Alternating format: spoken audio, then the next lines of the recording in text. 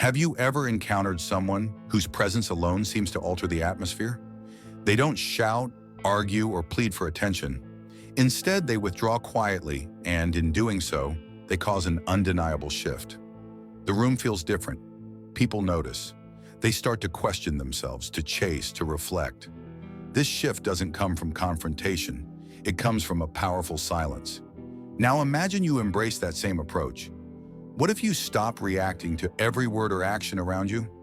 What if instead of responding immediately or emotionally, you pause, chose stillness, and withdrew for clarity rather than conflict? The result might be more transformative than you think. Because something profound happens when you stop being emotionally, physically, and psychologically accessible all the time, especially to those who are used to feeding off your energy. People are often comfortable when they can predict your reactions. They use your responsiveness to maintain control. They know how to trigger you, how to push the right buttons, and they rely on your consistent presence to center their own lives. But the moment you pull away, the illusion shatters. The dynamic changes. Suddenly, they're left without the version of you they've come to depend on. And in that absence, they're forced to confront the reality of who you really are and who they are without your constant availability. Carl Jung once said that everything that irritates us in others can teach us something about ourselves. Consider that deeply. When you choose to step back, to become less reachable, pay attention to who gets upset, who tries to provoke you, who becomes desperate for your attention, for a reaction. This kind of behavior is revealing. It says far more about them than it does about you. It shows how attached they become to a version of you that exists only to serve their needs, and how uncomfortable they are when that version no longer shows up.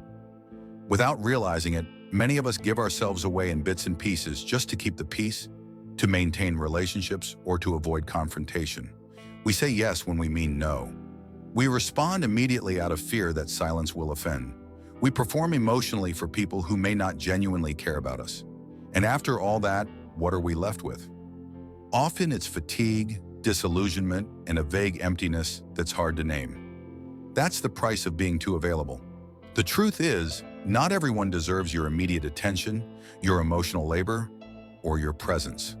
Being constantly available might feel like kindness or loyalty, but in reality, it can be a form of self-neglect. You're giving away your energy, your time, your peace to people who often don't reciprocate or appreciate it. That isn't generosity. It's a form of emotional slavery masked as compassion. This isn't about becoming cold or detached. It's about reclaiming your center. It's about realizing that silence and distance, when used consciously, are not acts of aggression. They are acts of self-respect. They signal maturity, self-awareness, and inner strength. Jung referred to this process of becoming your true self as individuation, a path toward personal wholeness. And it begins when you stop letting others dictate your emotional world. So ask yourself, how often are you pulled into drama, into over-explaining, into reacting just to satisfy someone else's insecurity or need for control? How many times have you betrayed your inner truth to be polite, to seem agreeable, to avoid rocking the boat? Each of those moments chips away at your authenticity. You become a puppet, manipulated by guilt, fear, or a desire to be liked. But you deserve better than that. You deserve to show up for yourself as powerfully as you show up for others. We are raised to believe that our value lies in being helpful, agreeable, available. From childhood, we're taught that saying yes earns love, that immediate responses show care, that putting others first is noble. But that conditioning can trap us.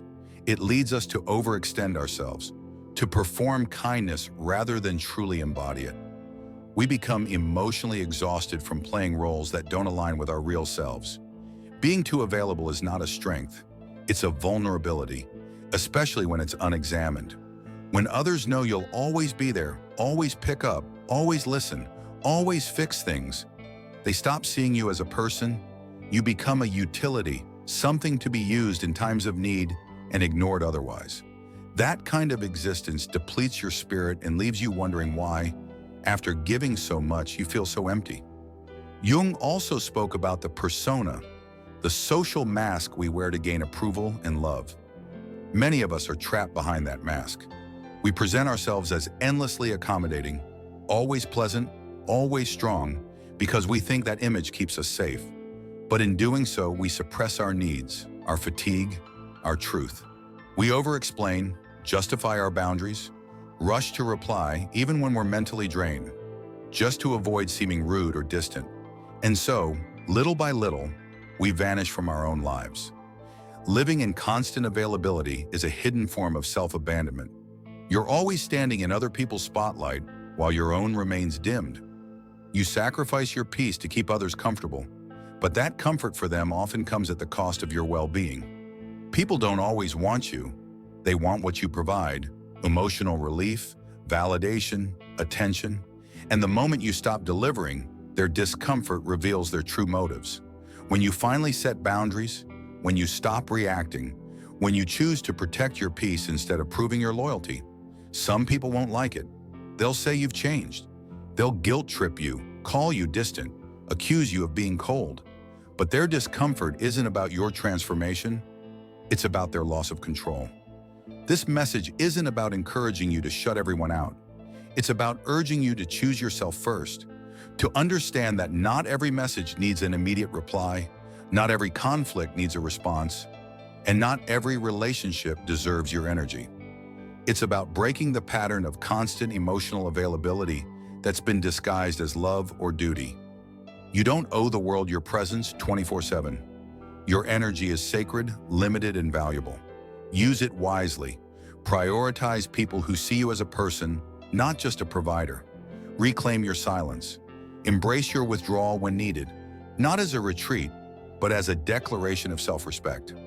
Because the moment you stop being predictable, you stop being used. And in that mystery, in that quiet strength, everything changes. The truth many avoid confronting is this: people begin to treat you differently the moment you stop being useful to them. That shift you feel when you step back from always being the fixer, the responder, the one who shows up without fail, it's not your imagination, it's real. And it's one of the hardest lessons to learn. People tend to value what they must earn. When something or someone is always available, always ready to serve, to respond, to soothe, it becomes common, expected. And unfortunately, what is expected too often becomes disposable. In emotional terms, overabundance turns you into a kind of emotional rag, used frequently, appreciated rarely. That may sound harsh, but look closely at your relationships. Who truly deserves your time, your attention, your listening ear? And maybe more importantly, who actually deserves your absence? Before you can answer that honestly, you must understand something fundamental about your own behavior. Why you keep giving yourself away so easily. Why do you react? Why do you feel the need to explain, to justify, to please? These aren't just quirks of personality. They are rooted in a deeper truth about how our minds operate, and Carl Jung had a term for it: psychic energy. Jung did not see the human mind as a simple cause and effect machine. For him, the psyche is an energy system. Every thought you entertain, every emotion you feel, every action you take, each one consumes energy. Not metaphorically, but in a real and measurable way within your internal world. So ask yourself, are you consciously choosing where your energy flows? Or are you handing it over to whoever pulls on your emotions? Consider how often you expend that inner power on things that give you nothing in return. You argue back when criticized unfairly. You try to explain yourself to people committed to misunderstanding you. You overextend, trying to win the approval of those who have already shown they don't value you. Each reaction drains you, drop by drop, moment by moment. Jung taught that what you resist persists. In other words, the more you allow yourself to be emotionally pulled into battles, the more tethered you become to the very things you should be freeing yourself from. Reactions keep you locked in the dance of dysfunction. They make you predictable. And when you're predictable, you're controllable. It's not that you're weak. People who feel perpetually exhausted aren't broken.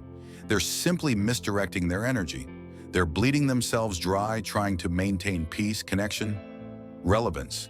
And in that exhaustion lies their greatest vulnerability. When your energy is low, your boundaries weaken. You become easy prey for emotional manipulators, those who sense your openness and use it for their own ends. They know you'll answer the phone. They know you'll give a second chance. They know you'll bend before you say no. Jung believed that a healthy psyche is one that can hold its energy, conserve it, and circulate it inward before letting it leak outward. What does that look like in practice? It means you can say no without guilt. You can remain silent without thinking you're being passive or weak. You can pause and observe instead of reacting automatically. Because real power lies not in your ability to react, but in your ability to choose when and how to act. Now think back. How many sleepless nights have you spent replaying conversations in your mind, thinking about what you should have said or how you should have stood up for yourself? How many hours have you wasted trying to decode someone's behavior, hoping you'd find the magic explanation that would bring closure? All of that is psychic energy being spent on ghosts, on people, conversations, and dynamics that no longer exist in real time, but continue to occupy space in your emotional life. These are your leaks. These are the places where your power quietly slips away. When you don't guard your energy, you become reactive. You become fragile. You lose presence. But when you do protect your inner power, when you become intentional, something powerful shifts. You enter a space and don't have to speak loudly to be noticed. Your energy does the talking. People can feel your boundaries, your calm, your self-respect. And that unspoken power commands attention in a way words never could. The world is not kind to those who are perpetually available. It rewards mystery, it respects scarcity, and this is not a call to become emotionally closed. It is an invitation to become emotionally discerning. Start by identifying your emotional triggers. What situations make you feel like you must react? What types of comments or behaviors throw you off center? These are your energetic pressure points. These are the places where your boundaries are weakest. And they're not weaknesses to be ashamed of. They're simply signals, showing you where healing and self-mastery are needed. Being selective with your energy is not selfish. It's wise, it's strategic, and ultimately, it's liberating. Jung also warned about the phenomenon of projection, where others place their unconscious expectations, fears, and needs onto you. When you're constantly reactive, you absorb these projections and start to live them out. But when you conserve your energy, when you stop feeding these roles, something shifts. The projections fall apart. People no longer see what they want in you. They start to see who you really are. And that can be deeply unsettling to them, because we're now entering darker territory, the realm of silent manipulation, the subtle ways people try to pull you back into being their emotional crutch, their rescuer, their ego buffer. And the more you resist, the more discomfort you trigger in others. They may accuse you of being distant, arrogant, or not like you used to be. That's not a reflection of your growth. It's a reflection of their loss of control. Remember, your energy is the most valuable currency you possess. Treat it as such. Stop giving discounts to people who haven't earned your trust. Learn to guard your presence like a sanctuary, because that's what it is. And when you do, the people who are meant for you will find a way to meet you with the same depth, care, and respect you've finally begun to offer yourself. In the next part of this journey, we need to confront a harsh but essential truth. There are people in your life who feed off your energy, silently, subtly, without ever asking for permission. These are not necessarily cruel or malicious individuals in the obvious sense. Often they are those closest to you, friends, family, lovers, even colleagues who have learned, consciously or not, how to siphon your emotional strength for their own comfort. What disarms these dynamics completely is not confrontation, not revenge, not a louder voice. It's unavailability. When you pull away, mentally, emotionally, energetically, the manipulative games begin to break apart. Why? Because their power relies entirely on your predictable response. Most people think they are in control of their emotions, that their reactions are conscious decisions made in the moment, but the truth is far more unsettling. Most of your emotional responses are not truly yours. They are programmed, shaped by past trauma, early conditioning, unresolved fears, and unmet needs. Those who understand this, even intuitively, know exactly how to manipulate you. Opportunistic individuals don't usually yell or force their way into your psyche. They don't have to. They simply press on the emotional buttons you've left exposed, the ones you haven't protected, the ones tied to your need for validation, love, and approval, and you react, like clockwork.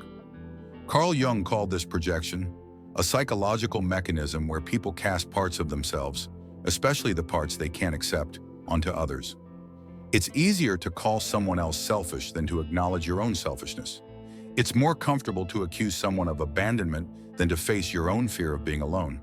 We all project, and we all become projected upon. But what most people fail to see is the second half of this phenomenon.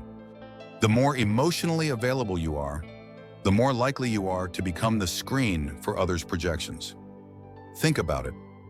That friend who only contacts you during their darkest hours, the partner who expects you to carry their emotional baggage, the person who showers you with praise, but only as long as you fulfill a specific role.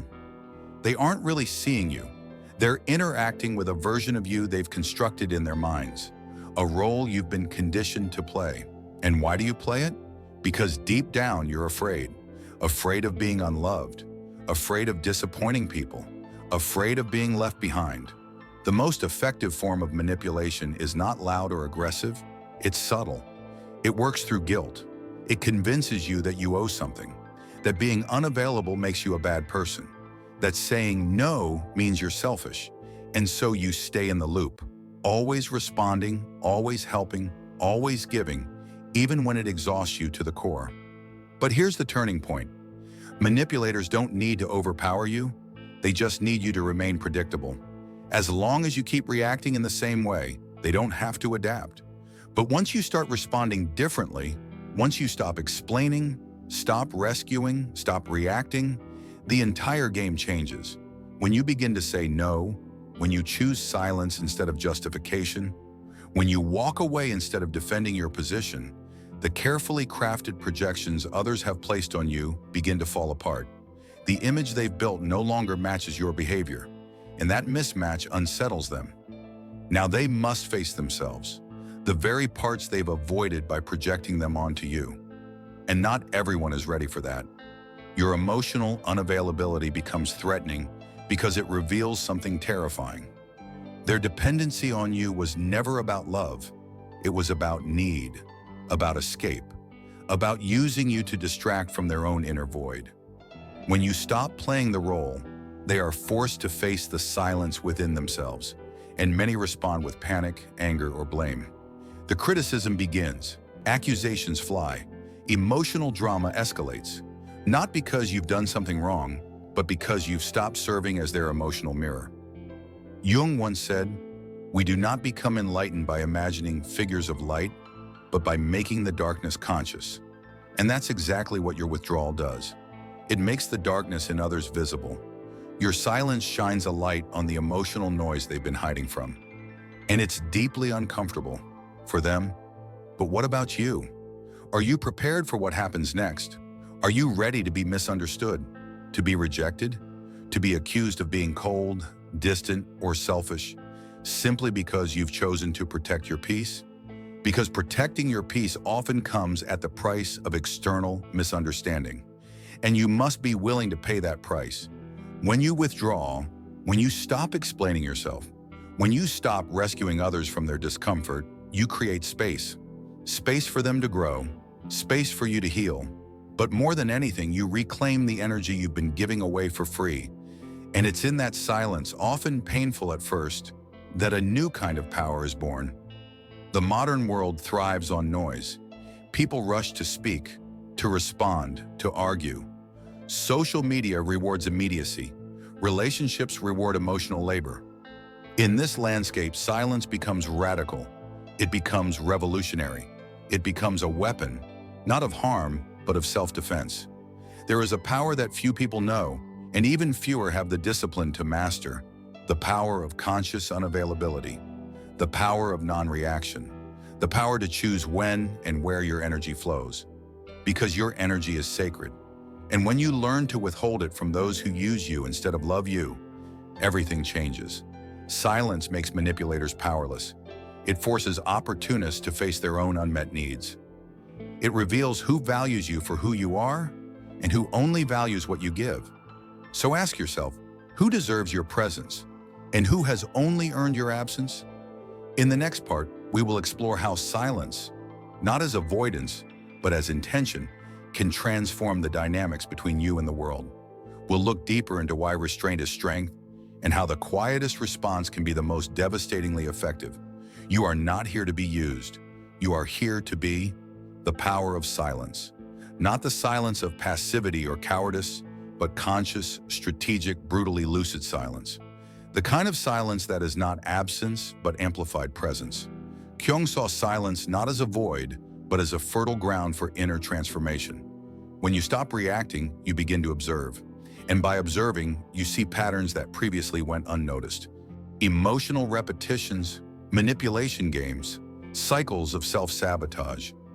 Silence allows for lucidity, and lucidity is dangerous for those who live to control you.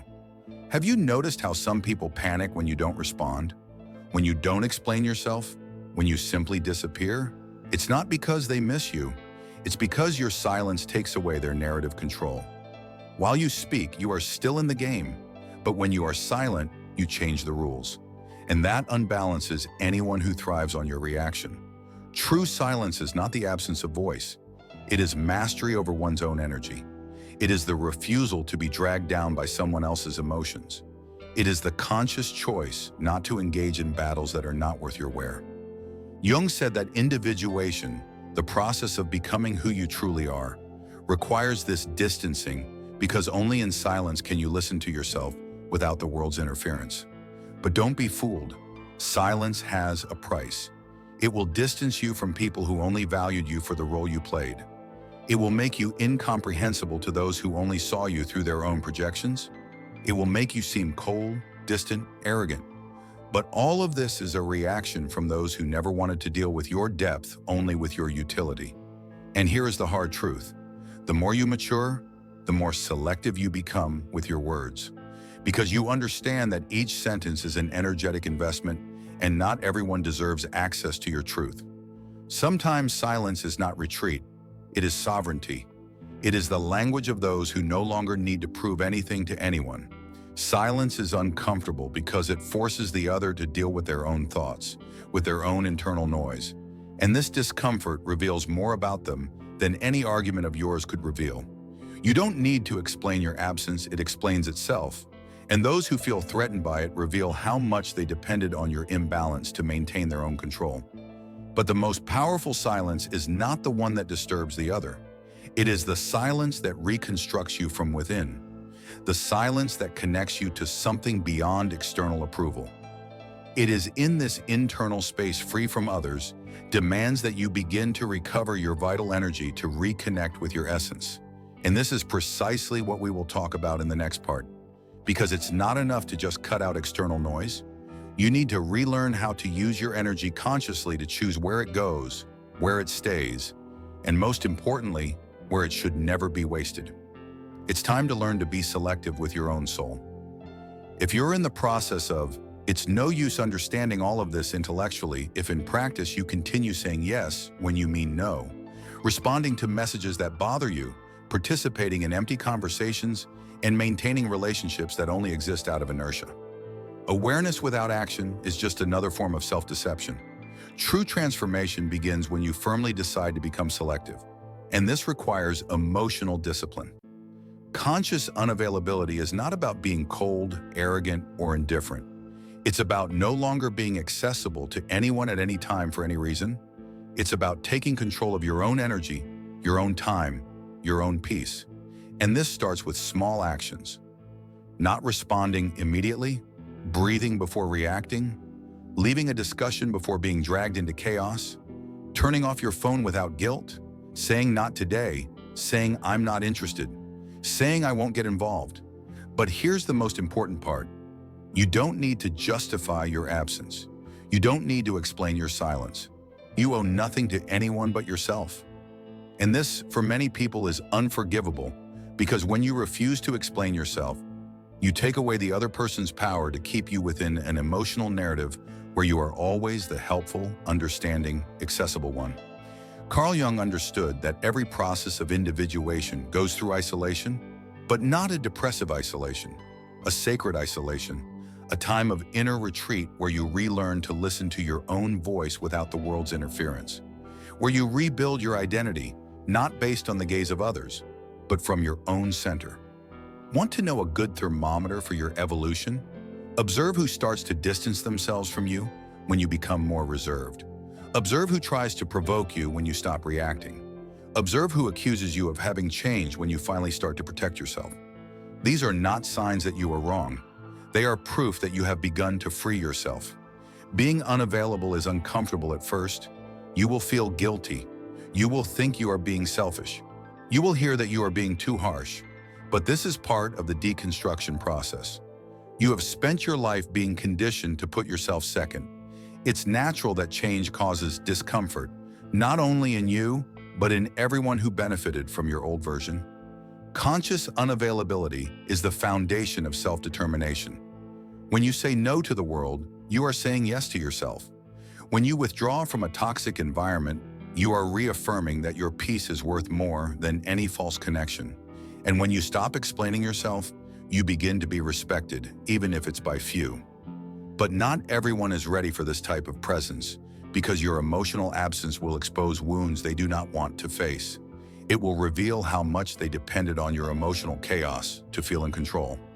And it is at this moment that the rupture comes, and with the rupture comes the pain, the loneliness, the estrangement, the feeling that you are losing something when in fact you are just freeing yourself.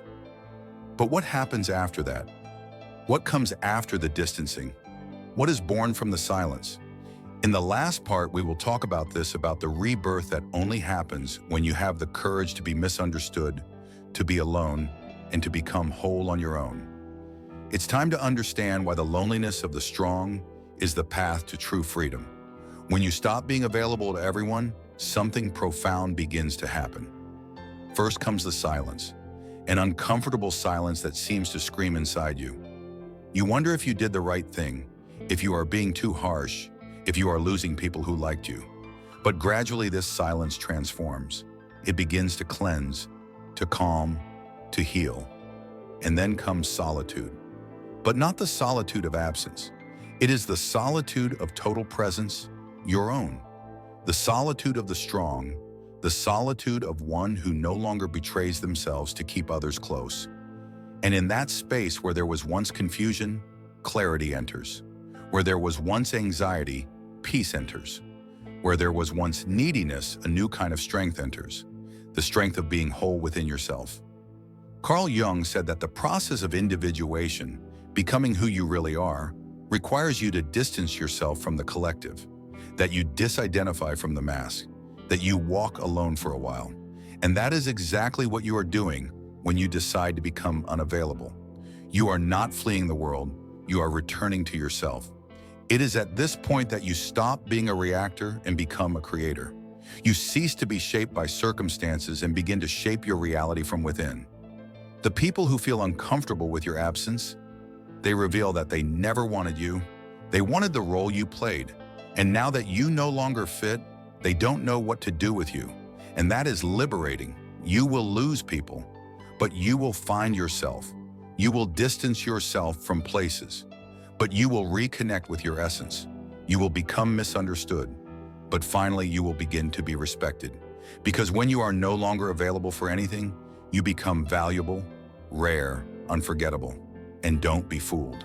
This is a rebirth, a new beginning. The start of a life where you are no longer available for emotional crumbs, for mind games, for voids disguised as affection. Now you only accept what resonates with your peace, with your truth, with your wholeness. And if you have made it this far, it's because a part of you is already ready for this new path. A part of you has already understood that being loved means nothing if for that you have to abandon yourself. And that true self-love begins when you choose yourself, even if it costs you to be alone for a while. Now tell me in the comments, are